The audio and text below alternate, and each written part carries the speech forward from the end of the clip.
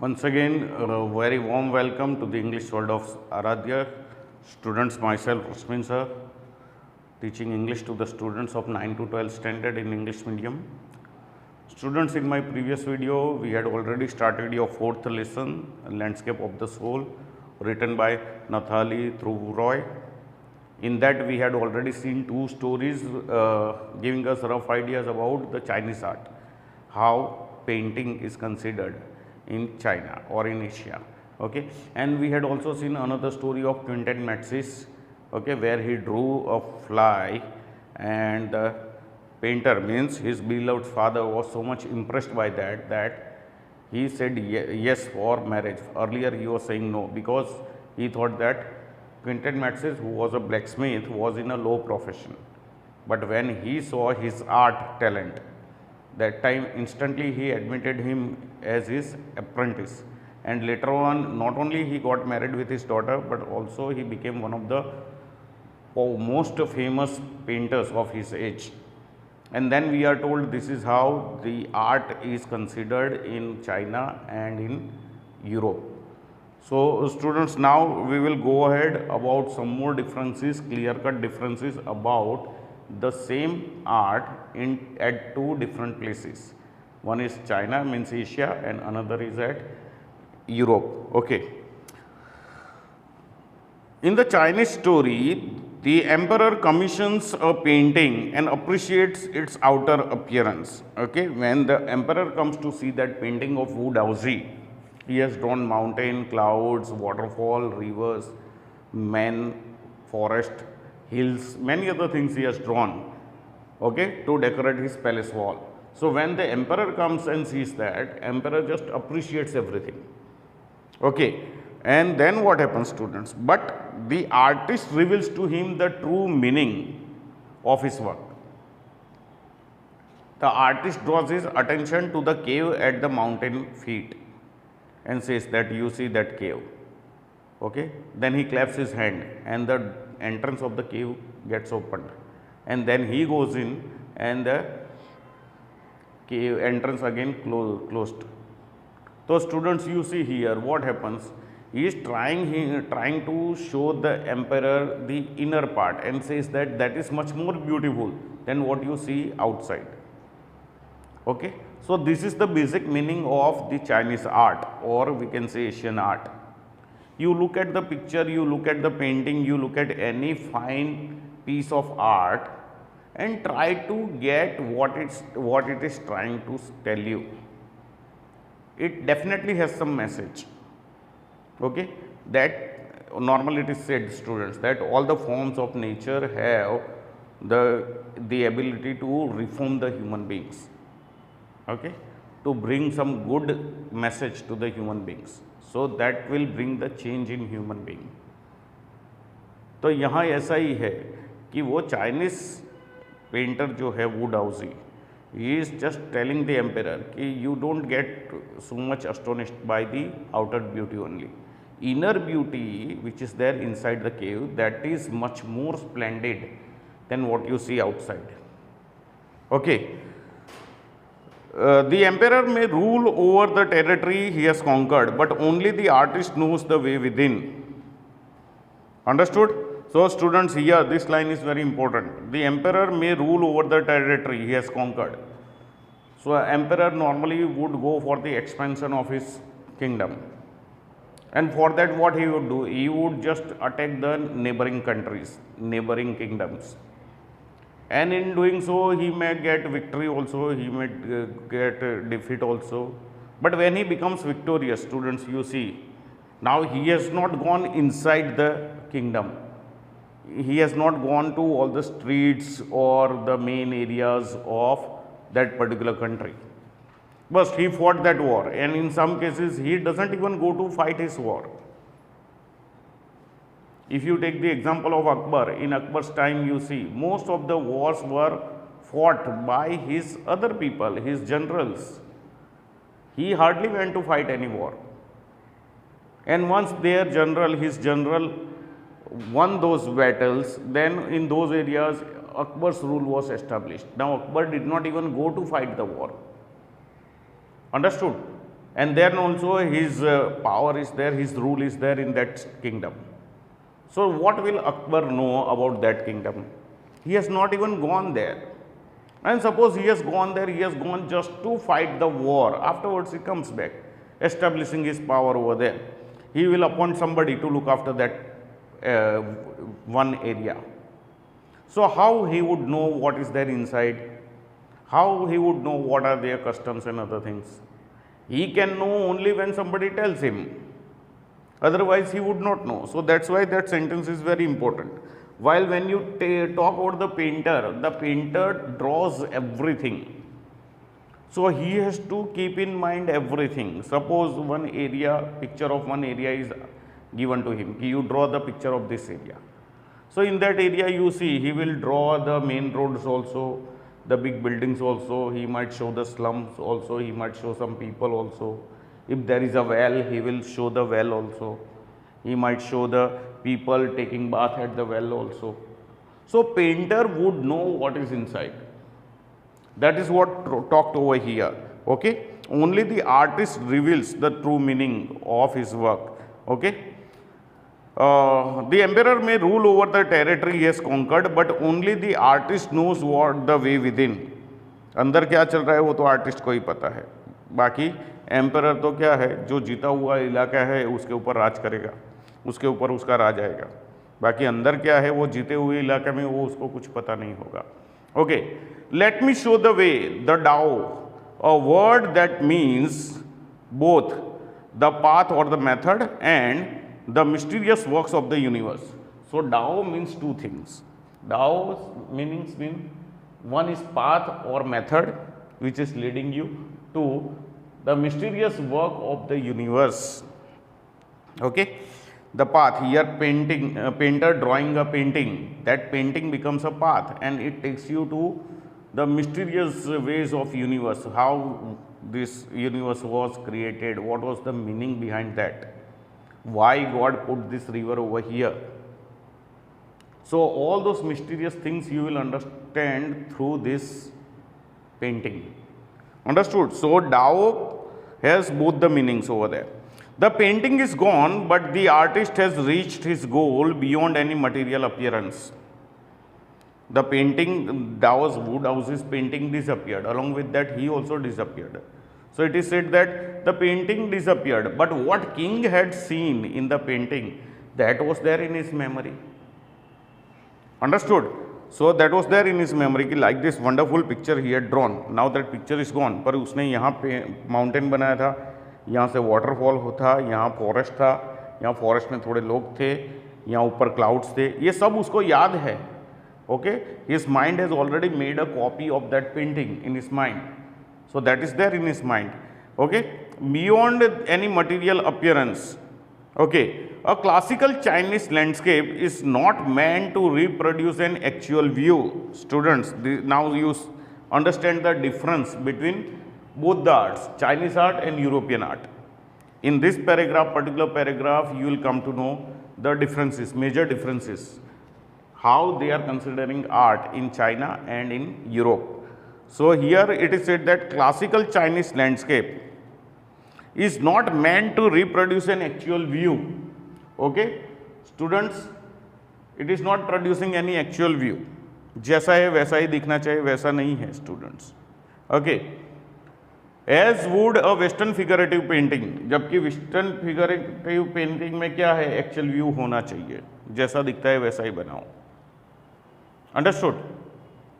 Whereas the European painter wants you to borrow his eyes and look at a particular landscape exactly as he saw it. Okay, so here you see the painter wants you to borrow his eye and see from his point of view. कि मैंने ये बनाया था तब ये बनाने के लिए मेरा नज़रिया ऐसा था, तुम भी वही नज़रिए से देखो. So you also adopt his point of view. Okay.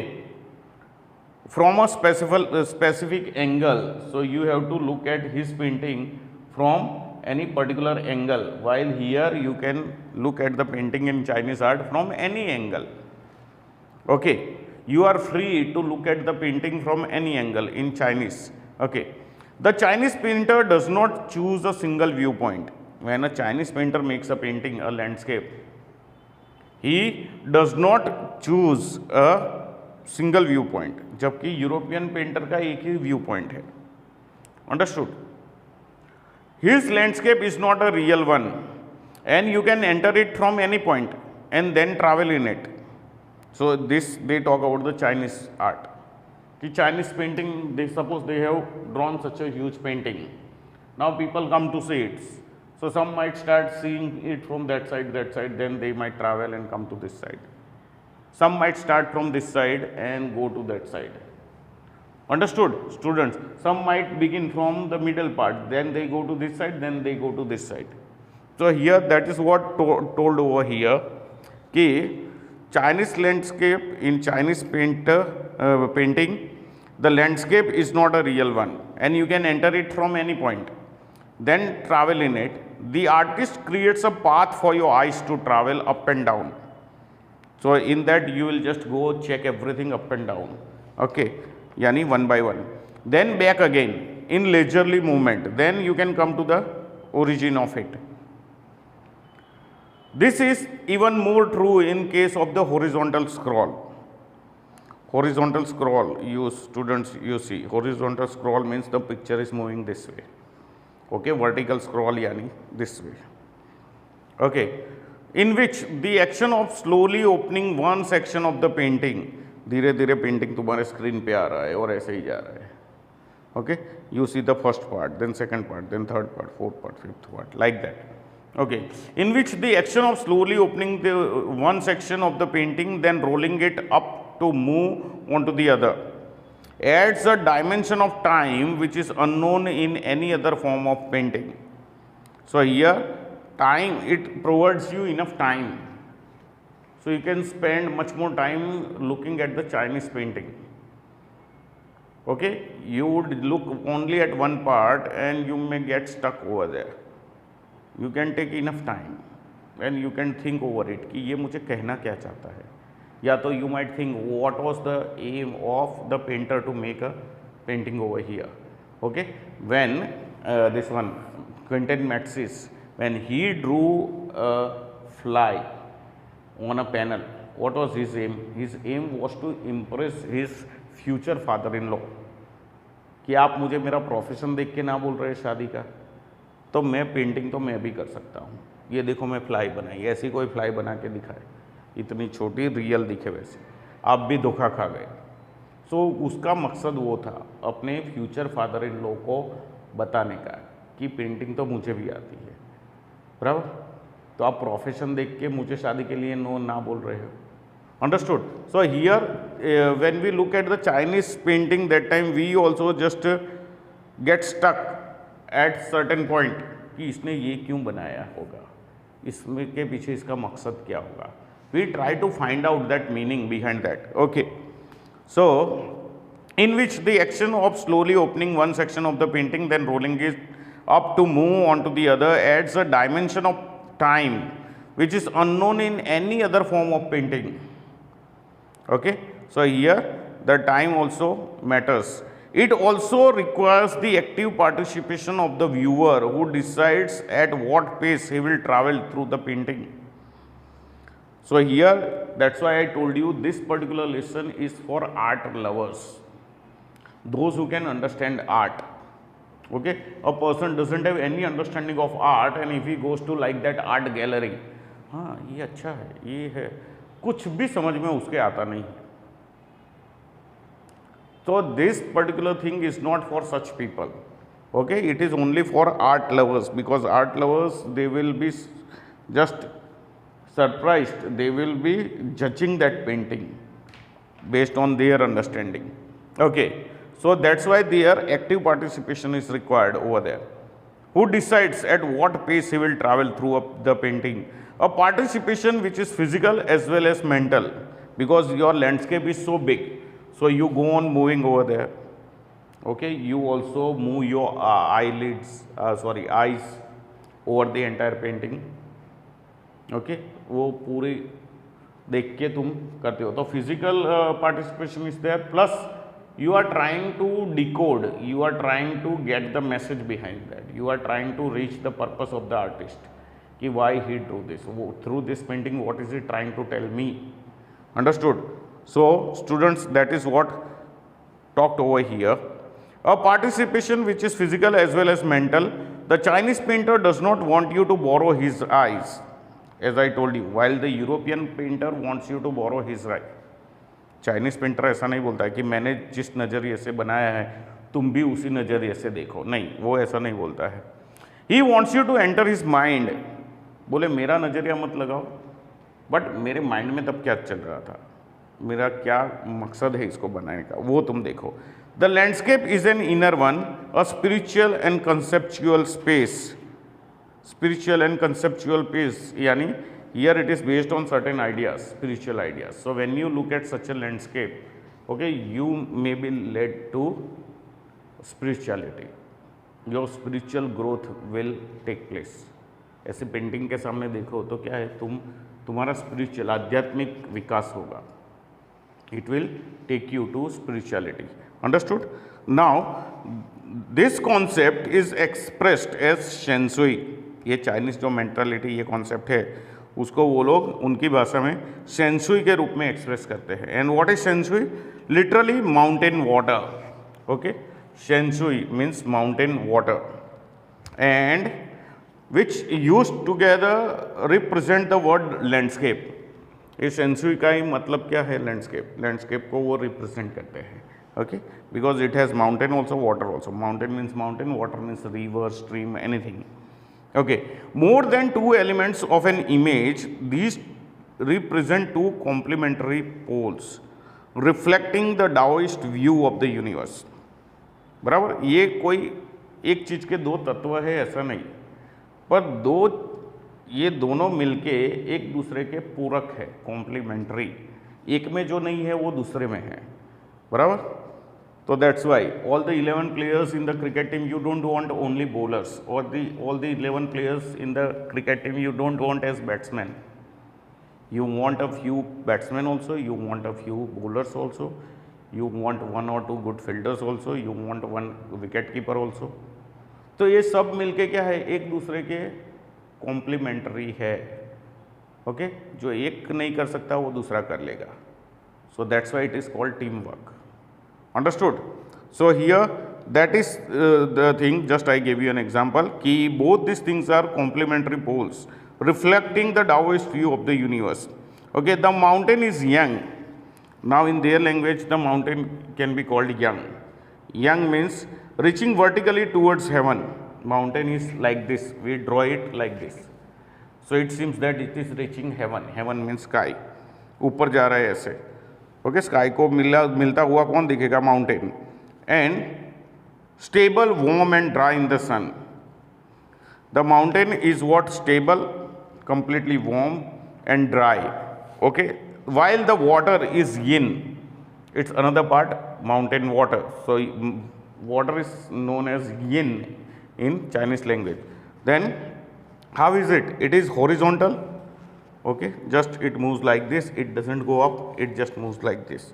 So horizontal and resting on the earth, fluid, moist and cool. वो कैसा है? फ्लूइड है, वो ड्राई है, वार्म है और स्टेबल है माउंटेन. और यहाँ वाटर कैसा है? फ्लूइड है, मॉइस्ट है और कूल है. The interaction of yin, the receptive feminine aspect of universal energy, and its counterpart yang, active and masculine. So that's why here yin is considered feminine and yang is considered masculine. ये दोनों का interaction जब होता है तो क्या होता है students? Is of course a fundamental notion of Daoism. ये फंडामेंटल आइडिया है डाओइज्म का कि ये दोनों का क्या है? इंटरेक्शन होना चाहिए. Okay, then only new creation will come. What is often overlooked is an essential third element, the middle void, where their interaction takes place. तो ये दोनों में एक चीज़ हम ओवरलुक करते हैं, वो क्या है? Middle void. दोनों के बीच में जो खाली जगह है वो, और इंटरेक्शन वहाँ ही होता है दोनों का. Okay, this can be compared with the yogic practice of pranayama. Pranayama में स्टूडेंट्स क्या है? प्राणायाम काफ़ी तुम में से काफ़ी लोग करते होंगे। तो उसमें क्या है, breathe in, retain and then breathe out, inhale, keep it for some time and then exhale, बराबर, ये प्राणायाम में होता है। The suspension of breath is the void where meditation occurs. जब हम ब्रेथ को रोक के रखते हैं, सांस को रोक के रखते हैं, तो बोले वहाँ ही मेडिटेशन होता है। Okay, the middle void is essential, nothing can happen without it. तो बोले मिडल वॉइड जरूरी है, उसके बगैर कुछ नहीं होगा। Hence the importance of the white unpainted space in Chinese landscape. तो चाइनीज लैंडस्केप में भी, पूरे लैंडस्केप में you will find some white unpainted space, and that unpainted space over there is what, void, जहाँ इंटरैक्शन होता है, जहाँ meditation होता है। ये चाइनीज़ पेंटिंग में तुम्हें हमेशा ऐसी वाइट स्पेस मिलेगी ही, जिसके ऊपर कुछ भी पेंटिंग नहीं किया है।